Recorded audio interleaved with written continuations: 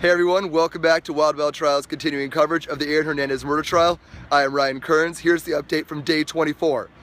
It has been a slow, long day as AT&T expert has poured over hours of phone records from Odin Lloyd, the victim, Aaron Hernandez, his fiancée Chynna Jenkins, and the alleged accomplices Carlos Ortiz and Ernest Wallace. But specifically, two texts stood out. One from the morning of June 16th, sent from Hernandez to Chynna Jenkins from the victim Odin Lloyd's phone. This is about 2 days before the murder. It's also the morning after Lloyd and Hernandez had gone out clubbing in Boston and then picked up the nanny and her friend and then driven him to Hernandez's, quote, flop house, where the nanny testified Hernandez tried to hook up with her. The morning after, he sent the obligatory text to his fiancée, "Hey babe, sorry I messed up." He used the word effed up. And that he got too drunk the night before, had taken care of him, referring to Odin Lloyd, and that he had stayed at his other spot, quote unquote. Now, the next text is a little bit more interesting to prosecutors. It is one sent from the police station the day after Odin Lloyd's body was found. It's Hernandez texting Chynna and telling her about a box that their daughter used to play with in the tub. And it was located downstairs in the movie room, and then also making a reference to destroying a TV, a past, quote, joke that they had made about a TV that had been broken in the past.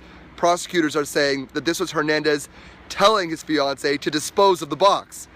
Now, defense attorneys are saying this is just a loving, cute reference to from a man to his fiancée about a toy that their daughter likes. That's up to the jury to interpret those. Tuesday afternoon's testimony was spectacular, as you heard from a valet to valet supervisor at the W nightclub in Boston, where Odin Lloyd and Aaron Hernandez had parked their black SUV before going to the nearby Rumor nightclub. This is just 2 days before Odin Lloyd was shot and killed.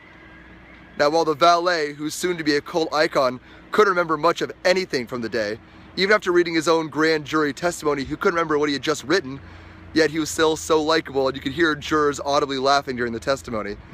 But the real highlight was the supervisor, who walked over to see Jerome and Hernandez speaking around 1:30 a.m., and he looked through the passenger side window and saw in Hernandez's waistband clearly what he believed was a gun.